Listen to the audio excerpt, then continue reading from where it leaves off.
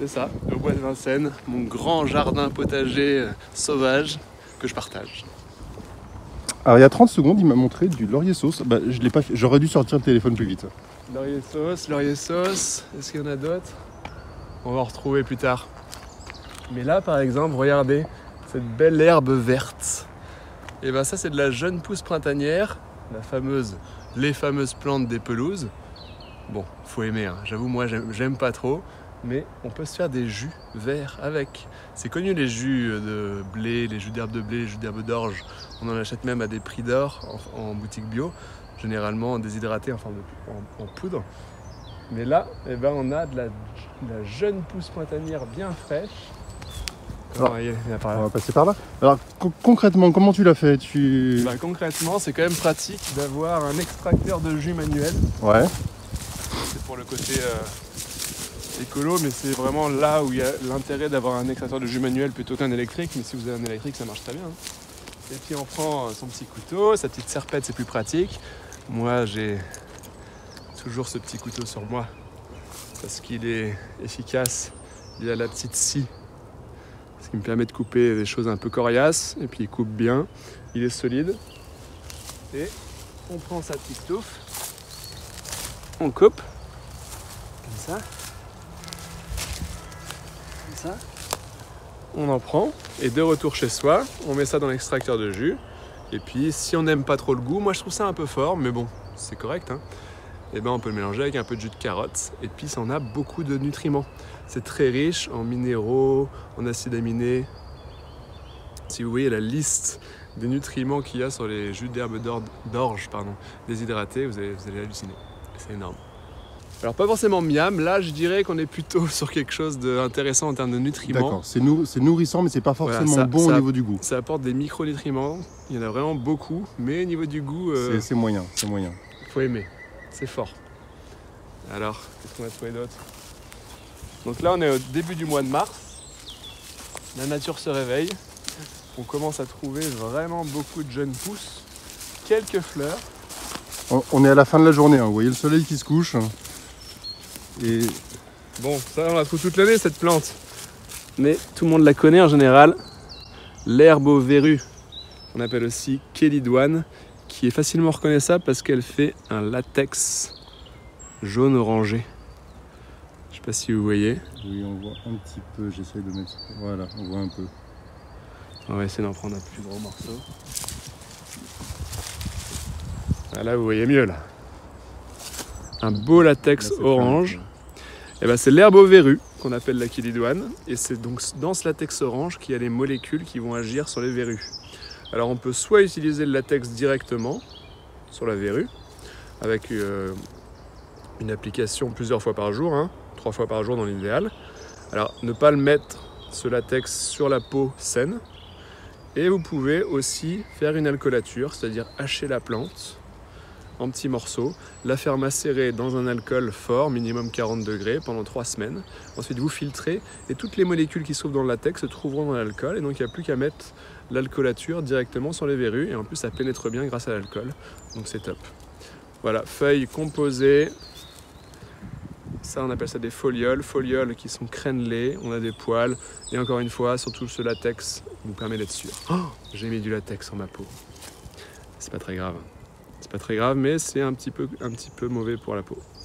Et vous pouvez aussi l'utiliser pour dessiner, par exemple, pour colorier. D'accord, pour faire du coloriage. Exactement. Ça fait une encre jaune de substitution. Ouais, jaune-orange. Kélidoine. Du coup, j'ai une question à te poser, parce qu'on en parlait il y a quelques minutes. Il se trouve que cet après-midi, j'étais avec Adeline. Un coucou Adeline, tu vas te reconnaître. Et Adeline, elle est passionnée par l'herboristerie. Oui, il y a 30 secondes, vous m'entendiez discuter avec David des plantes sauvages.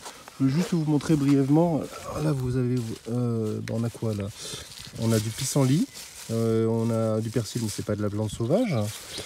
On a de l'ail des ours, dont je vous parle tout le temps. On a le gaillac-gratron, dont je viens d'apprendre il y a 2 minutes qu'on pouvait le consommer en boisson. Vous voyez, l'idée, c'est bien évidemment de ne pas faire un repas complet avec ça. Mais c'est un complément d'alimentation. Ça, c'est l'équivalent d'une salade en fait. Voilà. Ça n'a pas la prétention d'être autre chose. Ben, justement, on échangeait sur ce sujet, elle me parlait des différents moyens de récupérer les molécules d'une plante autrement qu'en la mangeant directement. Et là, tu as évoqué l'un de ces moyens, c'est les alcoolatures. Est-ce que tu pourrais dire un mot pour expliquer exactement ce que c'est qu'une alcoolature et concrètement comment on le fait? Et puis on peut le faire avec à peu près toutes les plantes qui ont une molécule intéressante, c'est ça? C'est ça. En fait, en général, en herboristerie, en phytothérapie, il y a deux formes galéniques qui sont très utilisées, c'est les tisanes. Donc c'est une extraction des molécules des plantes à l'eau, avec de l'eau chaude. La classique tisane au tilleul par exemple? La classique tisane de fleurs de tilleul. Parfois on met juste l'eau chaude sur la plante. Parfois on fait bouillir un peu, ça, on appelle ça une décoction. Donc, infusion, c'est on met l'eau chaude sur la plante, on laisse infuser. Ouais. Décoction, c'est on fait bouillir la substance un certain temps. En général, c'est une dizaine de minutes, 5 à 10. Ça dépend des plantes. Et c'est en général pour des plantes un peu coriaces, type partie de plantes coriaces, type racines, écorce. Et une fois qu'on a fait bouillir 10 minutes, on laisse refroidir, on filtre. Et ces tisanes, on va les boire. On peut aussi d'ailleurs les appliquer, les utiliser un peu comme des lotions. Il faut savoir que les tisanes, ça se conserve maximum 24 heures en les mettant au frigo. Si c'est pas au frigo, c'est dans la journée qu'il faut les boire. Donc voilà, on se fait sa tisane pour la journée et on consomme en général 3-4 tasses par jour. Ok. L'alcoolature, c'est une macération de plantes généralement fraîches, mais pas que, souvent fraîches, dans de l'alcool. On peut utiliser différents degrés d'alcool, mais il faut que ce soit minimum 40 degrés. Et les quantités, les proportions, c'est 1 pour 2. Donc on met pour 100 grammes par exemple, pour prendre un chiffre rond, 100 grammes de plantes fraîches hachées finement, on va mettre 200 grammes, donc 200 millilitres à peu près, 200 grammes d'alcool. D'accord. Minimum 40 degrés, il faut prendre un alcool neutre, c'est-à-dire un alcool dans lequel il n'y a pas déjà eu de macération. Donc il faut prendre des alcools type vodka, alcool pour fruits, eau de vie divers et variés en fait. Adeline utilise du calvados par exemple, ça va? Et l'alcoolature, ça veut dire qu'il faut de l'alcool. Et donc en Normandie, il y a un petit peu partout des brûleurs qui permettent de transformer, donc nous c'est le cidre qu'on fabrique avec nos pommiers et avec nos pommes, et fabriquer du calva. Et donc on a le droit à 15 litres par an de calva. Donc nous tous les ans on fait venir un brûleur qui nous fait 15 litres et qu'on stocke petit à petit dans un bidon. Je pourrais te montrer si tu veux. Et tous les ans on rajoute, voilà. Nous le but c'est pas de le faire vieillir, on en fait des alcoolatures. Voilà. Et l'alcoolature en fait permet, donc ma femme en parlerait sûrement mieux, mais elle est très timide, je suis désolé, je m'excuse auprès des gens qui regarderont, elle n'a pas souhaité apparaître parce qu'elle est trop timide pour ça et elle est souvent très gênée, mais grosso modo je connais quand même un petit peu puisqu'on en parle souvent. L'alcoolature en fait permet d'extraire tout ce qu'il y a d'intéressant dans la plante. Et ensuite, quand je dis alcoolature, vous en prenez 3 gouttes dans un verre d'eau. Et donc, du coup, ces alcoolatures qu'on fabrique, on le fait avec énormément de plantes. Et du coup, ça nous permet d'avoir les vertus de ces plantes, mais avant, au préalable. Donc, il faut les faire sécher. D'accord. Voilà. Et donc, du coup, si tu veux, je peux te montrer. Donc, on fait tous les ans du cidre. Donc, une fois qu'il est mis en bouteille, comme tu peux voir, on a beaucoup de bouteilles d'avance. Oui. Une fois qu'on a mis le cidre en bouteille, il en reste toujours. On a toujours beaucoup de cidre restant, d'autant plus cette année où le cidre, on l'a raté complètement parce qu'il faisait trop chaud. On a fait l'erreur de presser trop tôt. On est encore débutant à la matière. On a pressé trop tôt. Il faisait encore 15-16 degrés dehors au mois de novembre. Et donc, du coup, très rapidement, il a perdu son sucre. Donc, il est imbuvable, clairement. Moi, j'aime bien parce que quand j'étais gamin, il y avait le cidre bien brut. Ça fera de toi un homme, hein. C'était assez rigolo, mon grand-père qui me disait ça. Mais en tout cas, donc, ce qui nous reste de cidre, on en a 2 emplois. La première, donc du coup, on fait 15 litres par an de calva avec, qu'on stocke donc, dans un tonneau comme ça, tonneau alimentaire. Avant, il y avait des olives dedans. Et donc, on peut voir, au fur et à mesure des années, on a accumulé. Alors, je pense que tu vas pas voir grand-chose. On voit pas à cause des on voit pas grand-chose. Mais en gros, voilà, là-dedans, donc, on a 45 litres. Comme ça fait 3 ans qu'on en fait, on a 45 litres de calva. Calvados, ça va. En fait, tous les alcools dans lesquels il ne faut pas prendre en gros une gentiane. D'accord. Une gentiane, il y a déjà eu de la macération de gentiane, justement. D'accord. Donc, pour que ça extrait au mieux, il faut un alcool neutre. D'accord. Et on laisse macérer comme ça 3 semaines à 1 mois. Et l'idée, c'est de remuer très régulièrement. Donc, une fois par jour, en moyenne, c'est très bien. Ça permet vraiment de mieux extraire les molécules. Et à la fin, on filtre, on presse, et on a donc toutes les molécules de la plante qui sont allées dans l'alcool. D'accord. Pour la plupart des plantes, l'alcoolature, c'est ce qui est le plus efficace pour extraire le plus large spectre des molécules médicinales, des molécules actives. Pour d'autres, ça va être mieux d'utiliser l'infusion. Par exemple, si on veut extraire un maximum de minéraux, c'est mieux d'avoir une infusion. Ouais. Voilà. Pour les molécules médicinales, c'est quand même quasiment toujours mieux extrait à l'alcool. Mais si c'est pour un enfant ou si c'est pour quelqu'un oui, qui forcément, si c'est un gamin, on va pas lui donner de l'alcool. Non, c'est ça. Donc les enfants, les anciens alcooliques, les femmes enceintes, Ouais. l'alcoolature, c'est pas top. Donc dans ces cas-là, on privilégiera la tisane par exemple. Regardez ces magnifiques pissenlits, début du printemps. Alors, les gens ont l'habitude de cueillir les feuilles de pissenlit au printemps. On dit qu'on coupe au collet. Regardez, on coupe, c'est-à-dire à cet endroit-là, le haut de la racine pour bien avoir toutes les feuilles d'un coup. On enlève les feuilles un peu abîmées, comme ça on n'a pas un deuxième travail à faire chez soi. Mais ce qui est moins connu du pissenlit, c'est sa racine. Est-ce que vous avez déjà entendu parler de la racine de pissenlit? Il paraît qu'on peut faire du café avec, c'est vrai? Ouais, on peut faire du café, mais pas que. Moi, alors là, elle est petite. Là, on est sur un jeune pissenlit. Parce que le pissenlit, c'est une plante vivace qui va vivre plusieurs années. Et donc, forcément, si le pissenlit est dans sa première ou deuxième année, la racine sera plus petite que s'il était plus avancé, c'est-à-dire s'il avait 3, 4, 5 ans. Et ça dépend aussi du sol. Bon, là, on a des toutes petites racines, mais bon, pour information, ces racines peuvent être faites comme des pommes de terre. Donc moi, je les fais rissoler à la poêle. Donc déjà, il faut les nettoyer. Pas besoin d'enlever la peau surtout. Donc on les laisse juste tremper un peu. Après, on prend une petite brosse. On enlève la terre. On les coupe en morceaux. On les fait rissoler à la poêle. Moi, je les fais rissoler à feu doux. Entre feu doux et feu moyen, une vingtaine de minutes. Ouais. Et c'est vraiment à partir d'une vingtaine de minutes que l'amertume disparaît. Si vous faites juste rissoler comme ça 10 minutes ou 5 minutes, ça va être un peu trop amer pour la plupart des gens. Au bout de 20 minutes, plus d'amertume, des parfums incroyables. Et là, ça devient une plante même appréciée des enfants. On est vraiment entre la pomme de terre et puis, je sais pas, il y a quelque chose d'aromatique qu'il n'y a pas dans la pomme de terre que j'adore. Le succédé de café, on les en torréfie, exactement comme les racines de chicorée. Les feuilles en salade, bien sûr. Et puis là, bientôt, il va y avoir les tiges creuses là, qui portent l'inflorescence. On pourra manger aussi les tiges creuses qui claquent sous la dent. Ça fait un petit légume sympa aussi. Les feuilles peuvent être cuites aussi.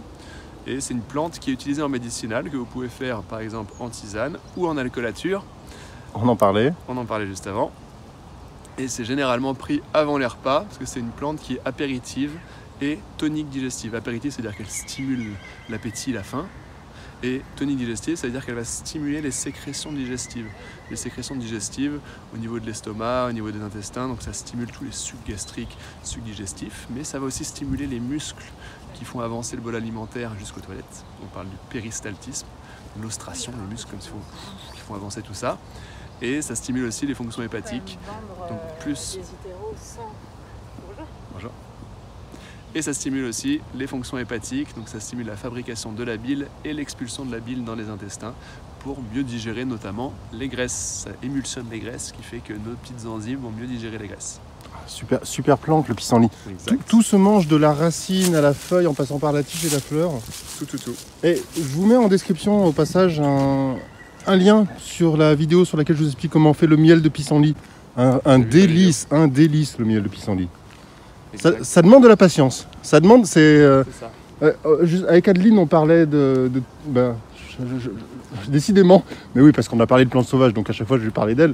Mais on parlait de tout le temps que ça prenait lorsqu'on veut faire des choses sympas avec les bêtes cynorrhodons. Parce qu'il faut enlever le poil à gratter pour en profiter. Mais par contre... Vas-y. Mais par contre, c'est super bon. Et le miel de pissenlit, c'est pareil. Lorsqu'on doit séparer les... Alors, c'est pas des pétales, justement. C'est des fleurs, parce que chaque pétale est une fleur. Mais quand on prend le temps de le faire, ça vaut le coup. Ouais. Quoi. Le cynorrhodon, il y a quand même une technique pour aller plus rapidement, qui n'est pas connue de tous, qui est de mixer les cynorrhodons entiers. Donc on prend le cynorhodon. Donc tu gardes le poil à totalité. gratter? La totalité. Ouais, On met le cynorhodon entier dans le blender, de l'eau, ouais. on mixe. Et là, on va passer ça à la passoire fine pour extraire vraiment que la pulpe. Ouais. Et ensuite, on va mettre du sucre et faire une confiture. Ça, c'est une version confiture express. Et les poils, on les sent pas. D'accord.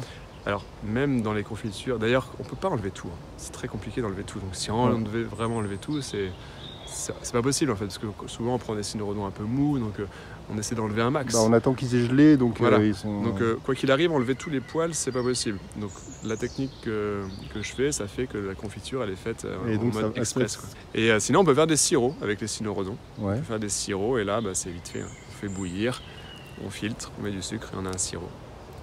Ok. Et là, bah, souvent les gens confondent, je sais pas pourquoi d'ailleurs. Ah si, parce que le fruit est rouge. L'aubépine avec l'églantier. Donc l'églantier, c'est lui qui fait les cynorhodons. L'aubépine, ça fait des fruits rouges aussi qu'on appelle des sénelles. Il n'y a pas de reste. Mais bon, je vous en parle quand même parce que les jeunes pousses d'aubépine, les jeunes feuilles comme ça, on va avoir 2 semaines, là, on va dire au mois de mars, on peut manger les jeunes pousses. Et ben c'est très agréable. C'est une petite salade sauvage, un petit légume sauvage en abondance, parce que l'aubépine, il y en a plein. Très doux. Rien, aucune amertume, rien de désagréable. Ouais. Et dans 1 mois, on va dire à partir d'avril, il va commencer à y avoir les fleurs. Et les fleurs, j'adore le parfum. Vous pouvez faire macérer ça dans votre vinaigre, dans du vin. Vous pouvez faire des sirops, des liqueurs. Vous pouvez en mettre un petit peu dans vos salades de fruits. Ça donne un petit parfum d'amande, très agréable. Et sinon, c'est la plante du cœur. C'est une plante médicinale. Donc pour faire vos alcoolatures, l'idéal, c'est de venir avec votre bocal rempli d'alcool. Vous allez peser pour être un peu précis. Non, vous ne prenez pas la tête à peser en fait. Vous prenez votre bocal, vous remplissez, vous tassez bien de la plante et vous recouvrez tout simplement de l'alcool. En général, on fait comme ça. Le 1 pour 2, c'est parce que c'est comme ça que c'est fait en pharmacie. Ouais. Ça serait optimal potentiellement. Mais bon, quand on fait soi-même dans la nature, on prend son bocal et on le fait direct sur place. En plus, là pour le coup, toutes les molécules sont bien restées. Ça marche très bien aussi. Et donc les fleurs, c'est vraiment la partie de la plante qui est la plus médicinale, pour lesquelles il y a vraiment eu des études scientifiques. C'est une plante qui va aider tous les problèmes, petits problèmes cardiaques, tachycardie, palpitations, arythmie, qui calme aussi le stress, qui aide à dormir. Et voilà, donc si vous avez des problèmes de cœur, il faut consulter bien sûr son cardiologue. Mais pour ces petits symptômes, on va dire, ça aide. C'est une plante qui renforce les muscles cardiaques. Les fleurs principalement. D'accord. Et puis les fruits, ils ont le mérite d'être plutôt agréables à manger et très abondants. Mais je les aime pas spécialement crus comme ça sur place. Par contre, dès qu'on va les cuire, on révèle des saveurs. Et là, on peut en faire des confitures, des sirops, ou alors mélanger ça dans des tartinades par exemple. Ça apporte une bonne consistance et puis les nutriments. Et le petit côté sucré. Il y a certains, dans beaucoup de recettes, on ajoute une petite touche de sucre. Et là, on a la petite touche de sucre du fruit. Bon, le printemps, c'est aussi la saison de la pâquerette. Il y en a toute l'année de la pâquerette, mais s'il y a une saison, il y en a énormément. C'est bien le printemps. Et au printemps, on peut aussi avoir une quantité des inflorescences en boutons de pâquerette qu'on peut faire comme des câpres. Alors, tout se mange dans la pâquerette. Les feuilles peuvent être mangées comme des épinards. Les inflorescences en boutons, moi, je les fais comme des câpres. Et les petites inflorescences, c'est vraiment les printanières qui ont le plus de goût, je trouve. Et là, j'en fais des sirops, des liqueurs, mais au printemps. Je ne sais pas pourquoi, en dehors du printemps, le goût est un petit peu moins agréable. Sinon, c'est la plante médicinale connue pour un usage externe qui va raffermir la peau, qui est utilisée sur les rides. Souvent, on parle de raffermir la poitrine des femmes, comme si il n'y avait que la poitrine des femmes qui nécessitait d'être travaillée contre les rides. Je ne sais pas pourquoi, c'est ça, mais en tous les cas, partout où vous avez envie de raffermir votre peau, elle est très bien.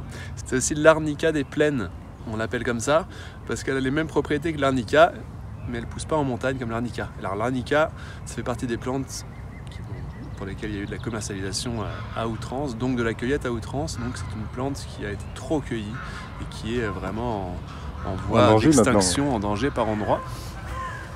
Donc l'arnica, on n'a pas le droit de l'accueillir, ou alors il faut vraiment que ce soit son métier, il y a des règles à respecter. Mais à la place, il y a la pâquerette. Et là, pour le coup, la pâquerette, jamais il y aura des problèmes.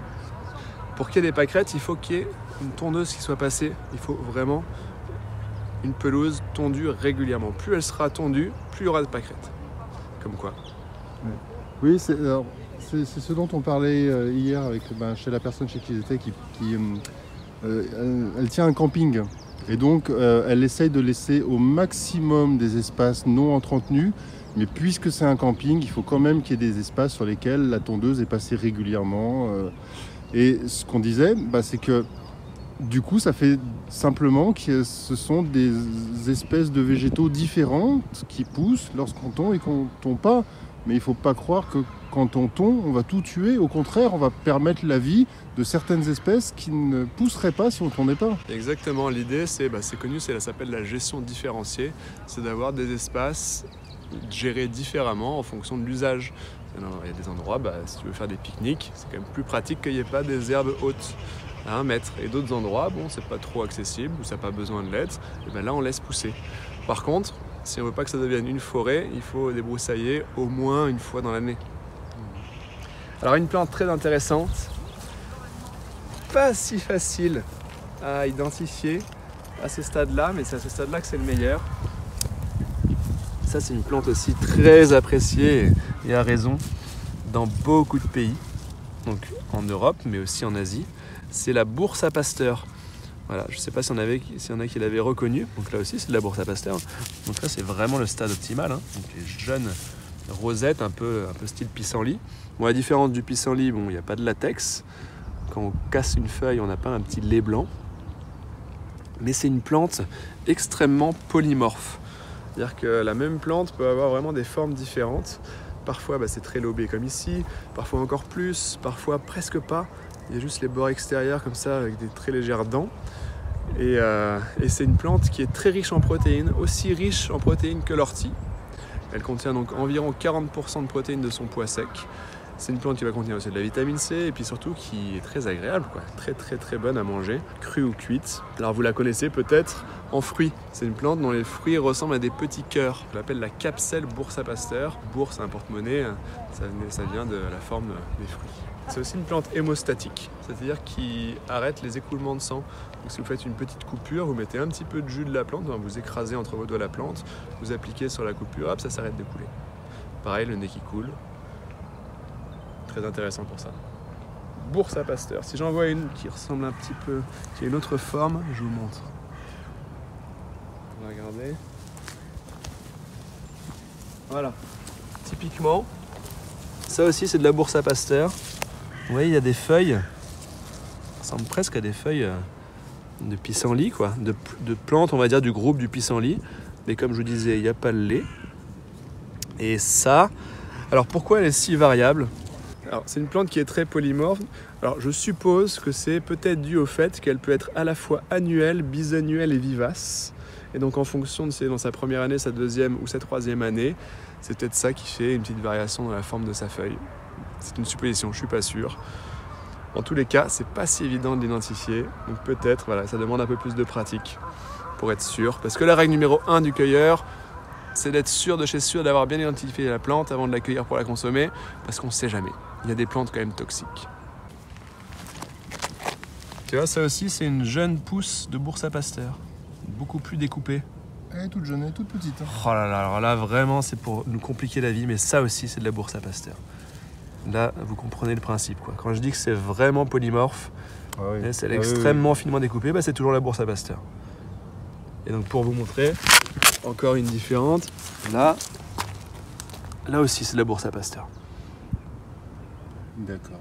Ça fait peur, On se dit la botanique, c'est difficile, mais toutes les plantes ne sont pas compliquées comme ça. Question sur le sirop de pâquerette. On cueille nos pâquerettes, comment est-ce qu'on fait concrètement ensuite pour faire du sirop avec ? Alors de façon générale, pour faire du sirop, c'est mieux de le faire avec des plantes fraîches, même pour les tisanes d'ailleurs. Souvent les plantes fraîches ont plus de parfum. Alors on prend notre pâquerette, on les ramène chez soi, on les met dans on peut les nettoyer, pourquoi pas. Ça ne changera rien au goût.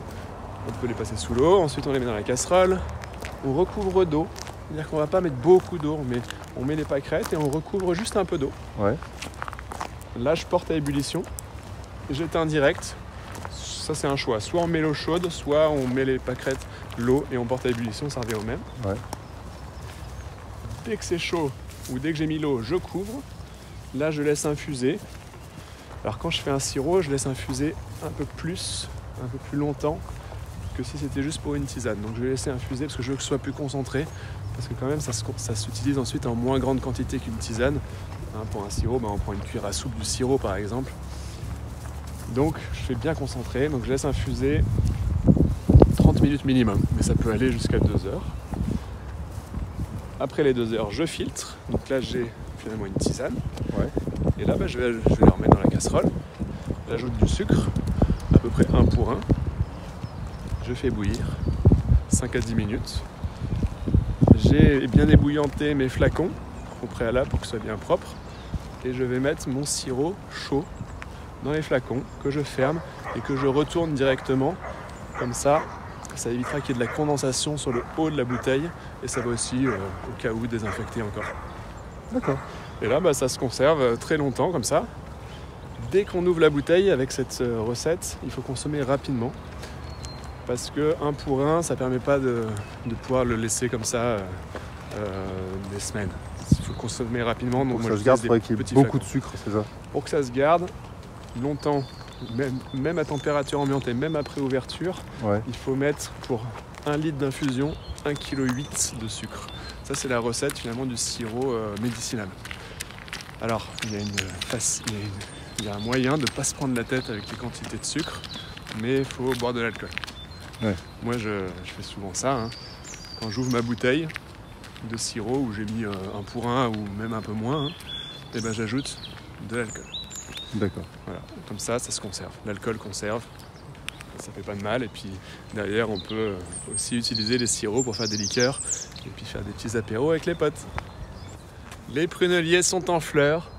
Alors la différence entre le prunellier et d'autres pruniers sauvages, enfin plutôt l'autre prunier sauvage s'appelle le mirobolant, mais aussi d'autres prunus, on va dire, hein, d'autres cerisiers, parce que dans le genre prunus, il y a le Prunus spinosa, c'est lui, le prunellier, Prunus cerasifera, le mirobolant, et après il y a Prunus avium, par exemple, hein, qui est le cerisier sauvage le plus connu, le merisier, et il y en a d'autres. Prunus mahaleb, j'aime beaucoup aussi. Bref, Prunus spinosa, le prunellier, il va fleurir avant que ses feuilles n'apparaissent. Regardez, là on a des fleurs. Et on a beau chercher, on ne trouve pas de feuilles. Bon, ça peut arriver qu'on trouve un petit peu de feuilles, mais globalement, la plupart du temps, on a les fleurs avant les feuilles. Alors que les autres, ça va être contemporain, c'est-à-dire qu'il y a les fleurs en même temps que les feuilles, c'est ça on dit contemporain. Et alors tous les prunus, toutes les fleurs de prunus peuvent être utilisées et vont apporter ce parfum d'amande amère très agréable. Donc on peut en faire, encore une fois, je me suis répété dans cette vidéo, liqueur, sirop, mais on peut donner ce parfum à tout, hein, même à une crème, si vous voulez faire une glace parfum amande, vous aromatisez un lait végétal ou un lait normal, et vous pouvez faire derrière des chantilly, des glaces, des crèmes dessert. Crème dessert, c'est simple, hein. La version très simple, c'est vous infusez un lait, ensuite vous filtrez, ensuite vous mettez du sucre, ensuite vous mettez de la fécule ou de la farine blanche, hein, bien blanche, et vous cuisez comme ça à feu doux jusqu'à ce que ça prenne une consistance qui rappelle la consistance d'une crème dessert. Et vous vous régalez, chaud ou froid. Alors, tu nous as expliqué tout à l'heure comment on faisait le sirop. De la même manière, là, tu as évoqué la liqueur. Est-ce que tu pourrais nous dire comment, concrètement, on fait pour faire de la liqueur avec des belles fleurs comme ça? Ouais. Alors, il y a plusieurs façons de faire des liqueurs. La façon, pour moi, la plus simple, c'est de faire un sirop.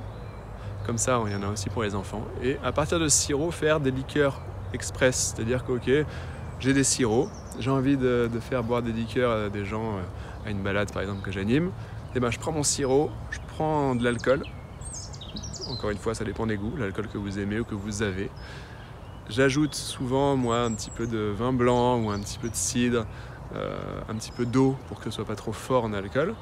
Je goûte, souvent j'ajoute un peu de citron, je goûte et je me fais ma liqueur comme ça à partir d'un sirop. L'autre option, c'est de faire macérer la plante dans de l'alcool et avec du sucre. Vous mettez la plante, du sucre et de l'alcool et là vous laissez macérer un certain temps. Ça dépend des plantes, il y a des plantes qui vont libérer leur parfum très rapidement, d'autres ça sera un peu plus long. Quoi qu'il arrive, rapidement il y a un goût. Et puis il y en a qu'on peut laisser macérer vraiment plus longtemps, 1 mois, 2 mois, et qui se bonifient avec le temps. D'autres, elles vont devenir un peu de moins en moins bonnes, et ça reste bon. Hein. Donc ça peut être vraiment, il faut faire ces expériences. Il faut goûter à plusieurs stades, Et puis selon vos goûts, vous direz ok, moi j'ai adoré à 3 semaines, moi j'ai préféré à 1 mois, et tout et tout. Et ben voilà le mirobolant Prunus cerasifera, comme vous voyez, et ben, on a les feuilles et les fleurs en même temps. Les fleurs ont tendance à être un peu plus grosses. Moi, si je dois choisir entre le prunelier et le mirobolant, en termes de parfum, je préfère le mirobolant, j'avoue. Voilà. Il a aussi tendance à être plus grand que le prunelier. Dans les fleurs des pruneliers, il y a très peu d'acide cyanhydrique. On entend dire attention à l'acide cyanhydrique. Franchement, il n'y en a quasiment pas, donc il n'y a pas vraiment de risque. Mais quoi qu'il arrive, si vous faites des sirops, vous n'allez pas boire d'hiver. Donc en gros, vous prenez pas trop la tête, pas trop de risques dans les fleurs. Par contre, c'est plutôt dans les graines des fruits, donc des prunes, qu'il va y avoir plus d'acide cyanhydrique, et là, c'est avec modération. Ben merci Christophe pour la balade, c'était vraiment super intéressant. Alors, vous voyez, je suis de retour à la maison et c'est vraiment le début du printemps, hein. Il y a tout qui commence à sortir. Vous trouverez tous les liens en description. Alors, déjà le lien vers la chaîne YouTube de Christophe, puisqu'il est aussi youtubeur. Et puis le lien tout simplement vers son site internet. Il fait des balades sur les buttes de Chaumont, puis il fait des balades dans le bois de Vincennes comme celle qu'on a faite. Et puis aussi des formations, il propose des formations sur différents sujets qui sont liés aux plantes sauvages comestibles. Donc si ça vous intéresse, les liens sont en description.